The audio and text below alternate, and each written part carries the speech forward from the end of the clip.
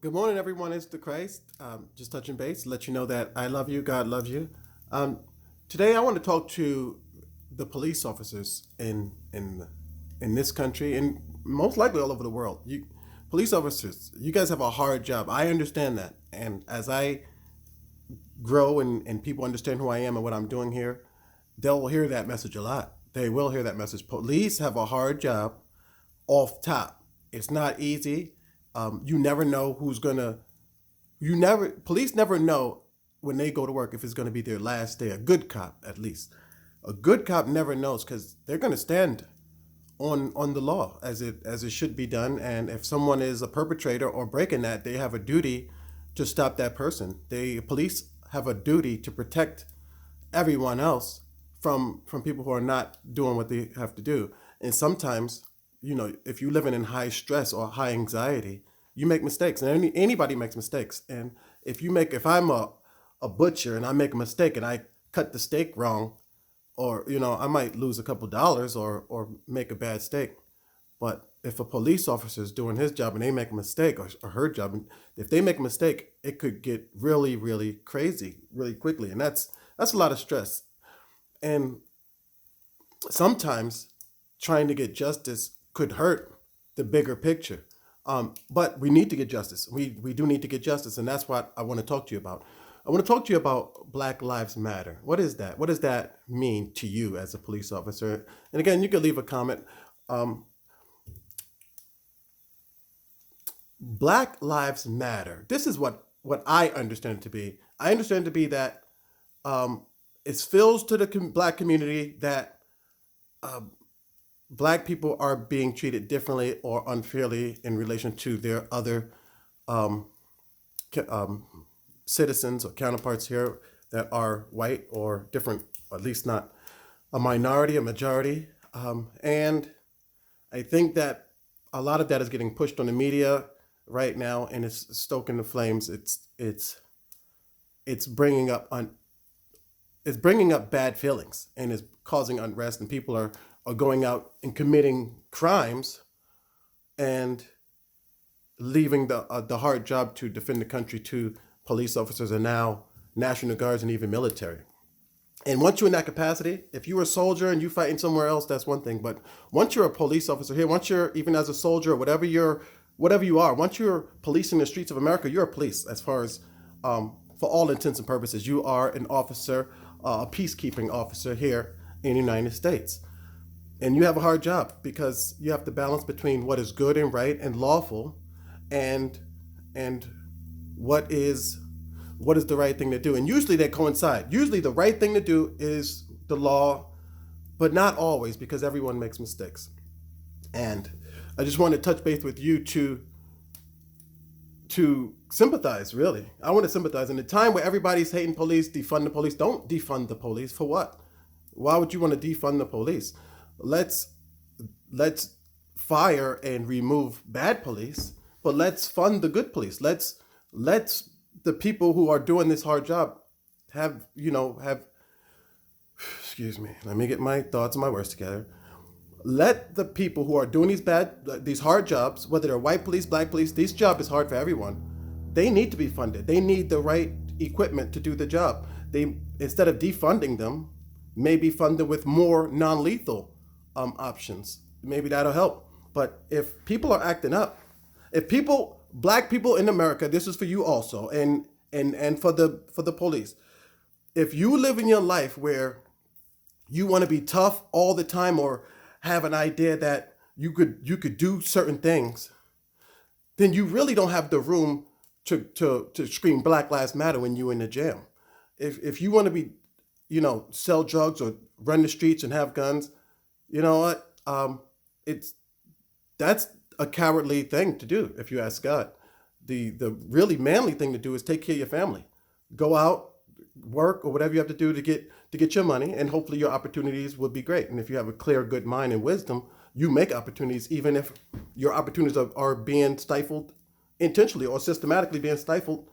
You can still make it happen. You can still make it happen once you have the mind of God. And God is here to give you the mind of God and let you communicate with God efficiently and effectively, and not through a old book that you can try to get some ideas, but can't get a good, concise understanding of what you're going through in life every day.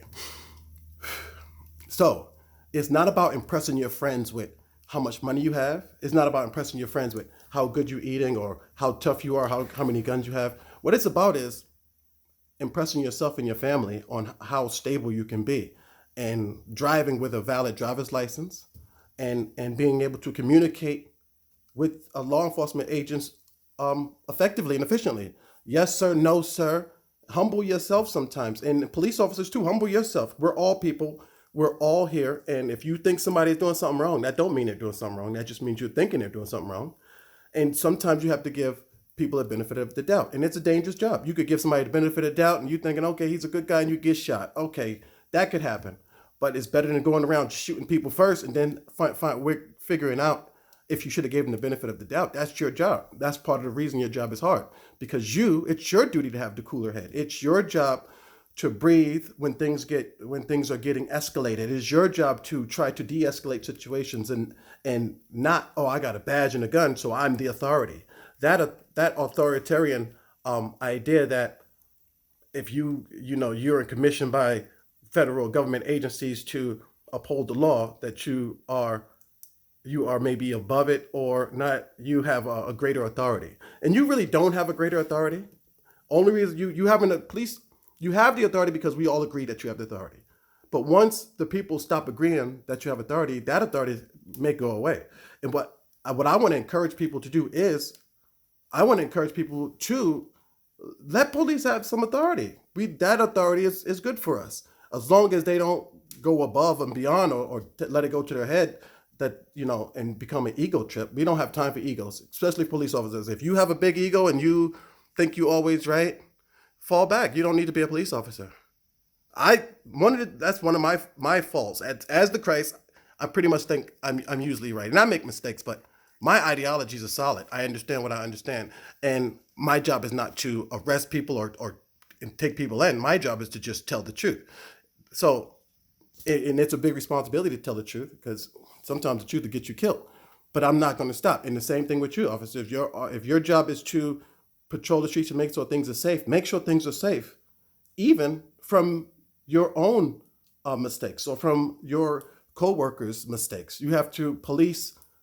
It's a tightrope, and it is. If you see one of your comrades doing something that's not nice, you need to find a way to let them know, hey, you know what? That knee in the neck is a little bit excessive. Or, you know what? He's already cuffed. Let him breathe. Put him in the back. You guys have to stand up with the perpetrators. Sometimes the police officer have to stand up with the perpetrator to get things done smoothly.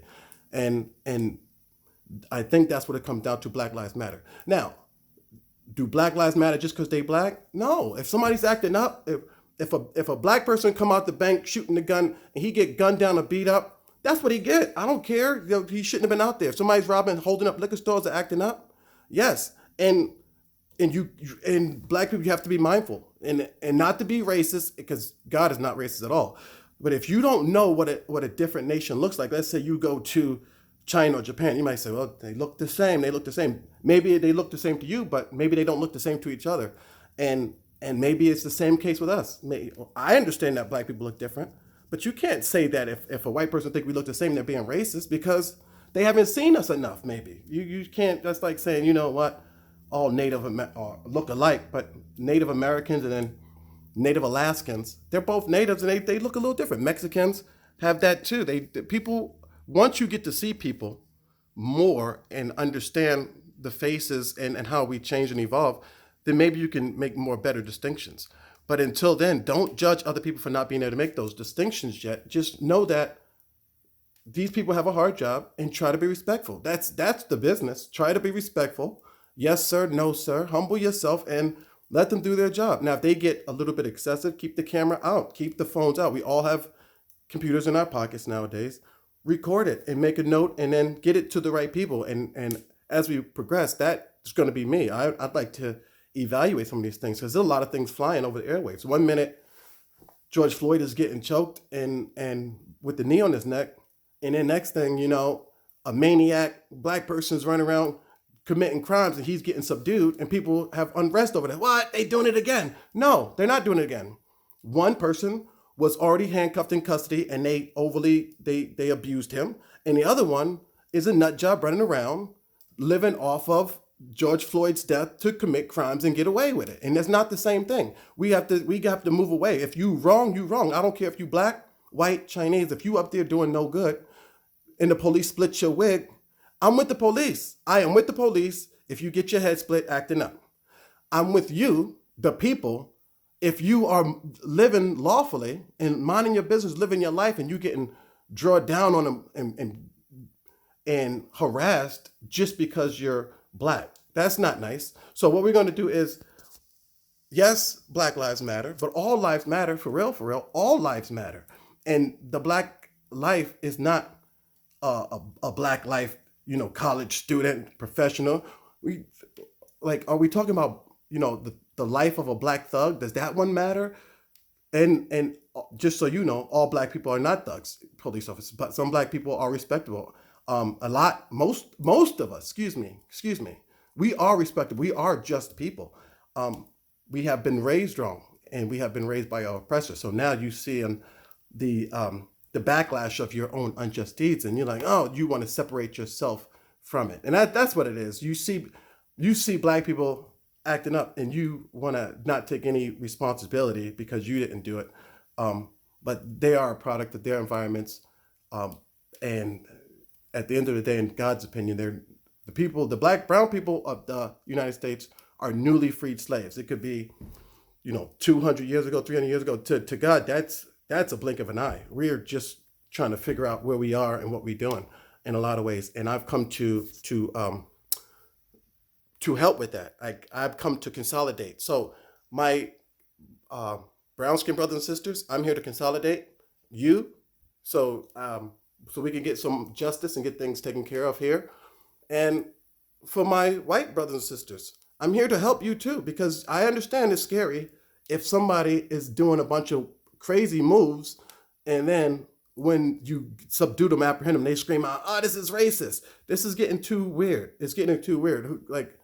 Who is protecting who, and who's the real danger, and are black people in danger of getting killed by the police? Or white people in danger if they don't kill them in the streets? And that's what Christ is here for. We're going to get to the bottom of all of this. One of the reasons why I'm in the crisis, I have a need to understand, and not a surface understanding. I need to get in there to figure out what is going on. And what I'm going to say is all lives do matter. That does not take away from the Black Lives Matter protest. And Blue Lives Matter is not a thing, even though a police life does matter. And a police job is important. And I'd rather have a police as my neighbor on that side and a police as a neighbor on this side than any kind of drug dealer or any kind of craziness, no matter what your race is. You can be a black police or a white police, or you could be a black drug dealer or a white drug dealer. Let me get the police next to my house. And once they talk to me, I don't have a problem. Police love me. Black people, everybody love me because I'm going to treat them with respect. I'm going to talk to you respectfully. Only person who probably won't like me is people who want to antagonize the situation or push it, make it a little bit worse, or just have super bad ideas because I'm cooking them. I don't put up with bad ideas. I just don't. And if one of your ideas is, you know what, if you're not a criminal, don't act like a criminal, that's not true. That's not true, because if it's systemic and there's a problem in the country preventing people from getting the same opportunities that you may have had your whole life, and then you see the degradation and the crimes, you might say, look at them, they have subpar intelligence, or look at them, they're naturally bad people or just evil. That's not true. That is not true. And we could say that, or anyone could say that about anyone who trafficked in slavery and the atrocities that were done in that whole time and era, and the prosperity that was gained, and where those wealth went, and who funded those. A lot of people are benefiting from the financial benefits of slavery and parlay that into educational benefits, business, and economic growth, while some people have been left in the lurch. And the people who have been left in the lurch are trying to find a way get get what their peers have in a lot of ways, and some people are struggling. So I said all that to say this: these are some of the problems we want to overcome.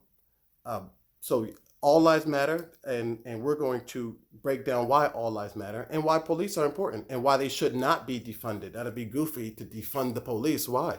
Let's fund them with some with better ways to police and education and background for the officers.